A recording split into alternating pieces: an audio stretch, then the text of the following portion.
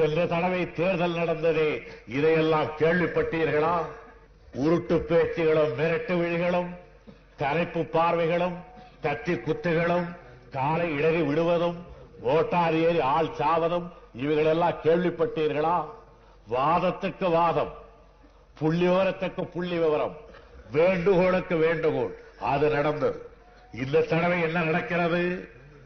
ஓட்டுக்கு பணம் கொடுத்துக் கொண்டு போகிறார்கள் காங்கிரஸ்காரர்கள் என்று கேள்விப்பட்டு நம்முடைய தோழர்கள் பணம் வாங்காதே என்று கூச்சலிட்டுக் கொண்டு போனால் உடனே டெலிபோன் செய்து போலீஸ் பாராவை கொண்டு வந்து போட்டு நம்முடைய தோழர்களை தடுத்து ஆகட்டும் உங்கள் வேலை ஆகட்டும் என்று போலீஸை பாதுகாப்பு தருகிறார்கள்.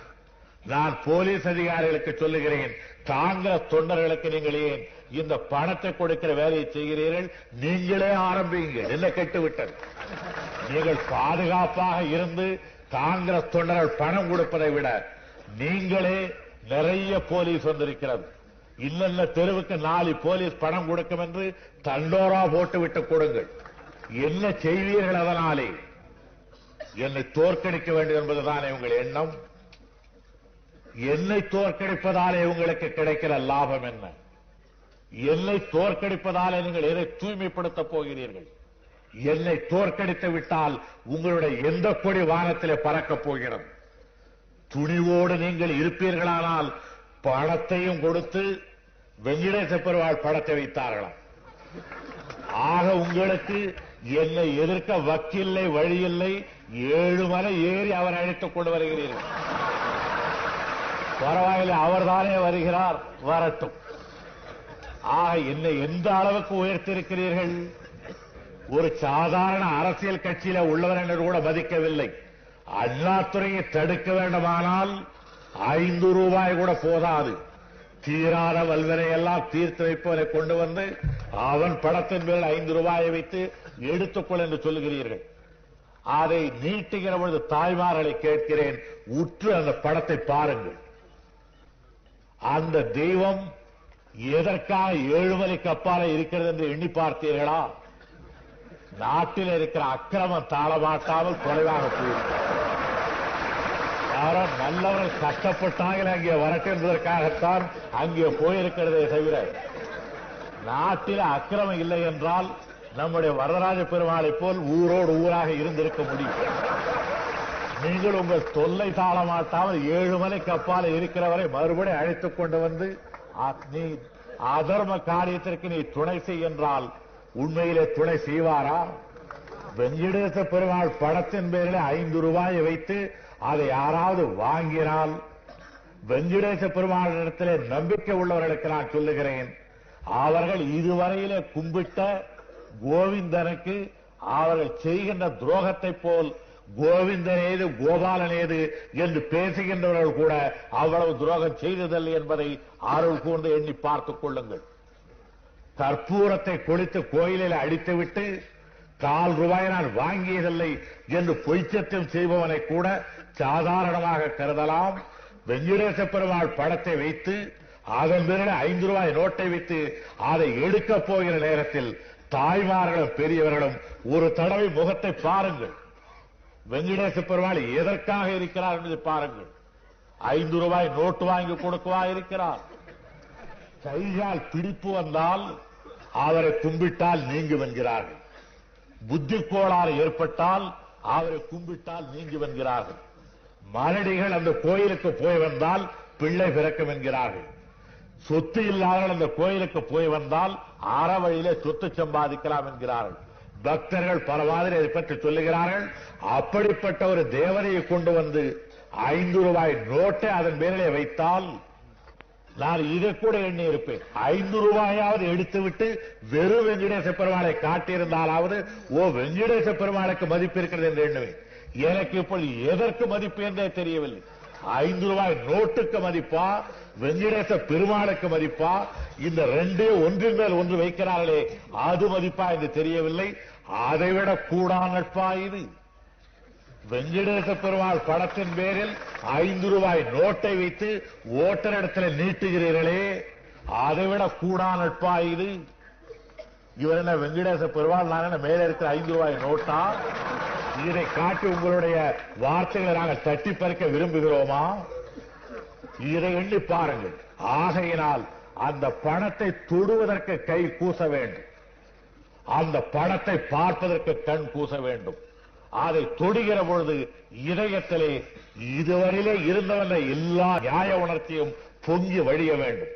அது வழியுமானால் அந்த பணம் பாவத்தின் சின்னம். அந்த பணம் உரிமை சீட்டை தட்டி பறிப்பதற்காக ஊர் சொத்தை அடித்து உரையிலே போடுபவர்கள் நமக்கு தருகின்ற லஞ்சத்தொகை என்று கருத வேண்டும். நண்பர்களே, அந்த 5 ரூபாய் நமக்கு எத்தனை காலத்திற்கு வரும்? நீங்கள் அருமையாக பெற்றெடுத்த ஒரு குழந்தைக்கு பட்டு சட்டை தைக்க வேண்டும் என்றால் கூட அந்த 5 ரூபாய் காணாது. 2 நாளைக்கு நிம்மதியாக சாப்பிடலாம், 4 தடவை அந்த சாப்பிட்ட சந்தோஷத்திலே இருக்கலாம். அதற்கு பிறகு நீங்கள் என்னுடைய முகத்தை பார்க்க வேண்டாமா?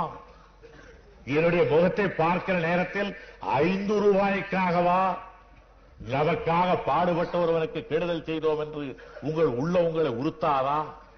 எண்ணி பாருங்கள்.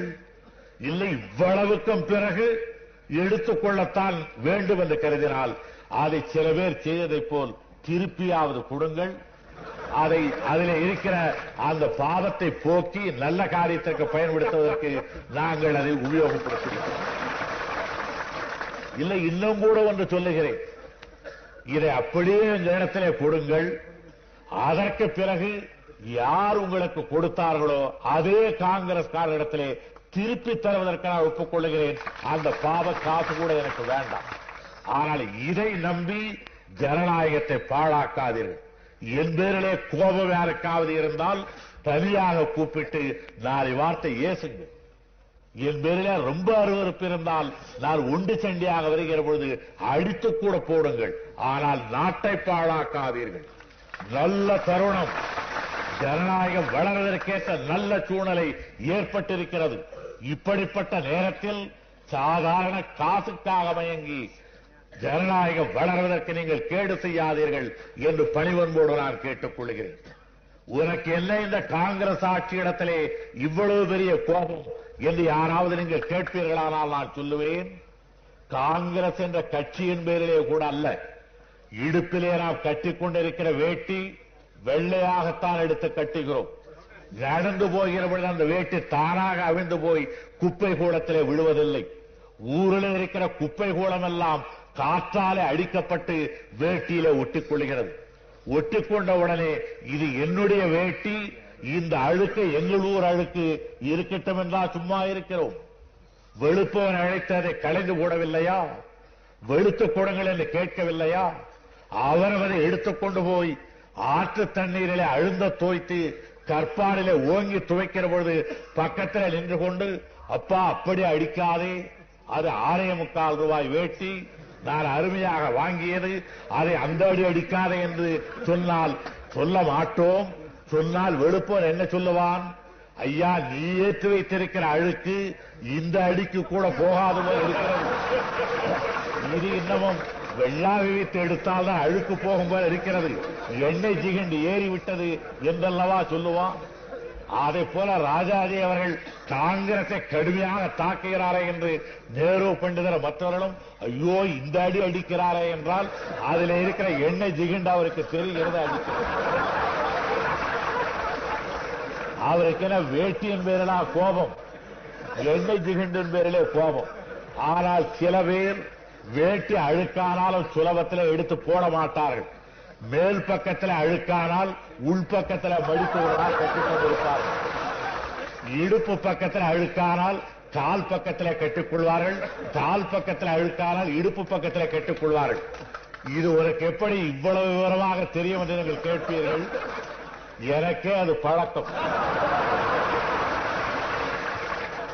எனக்கு அந்த பழக்கம் ஏற்பட்டது என்னுடைய குருநாதன் அருள் பெரியார் ராமசாமிக்கு அந்த பழக்கம். ஆகையினால்தான் அந்த விஷயத்தை அவ்வளவு விவரமாக நான் சொன்னேன். அதை போல காங்கிரஸ் கட்சியோட ஆட்சி பூராவிலும் அழுக்கேறி விட்டிருக்கிறது.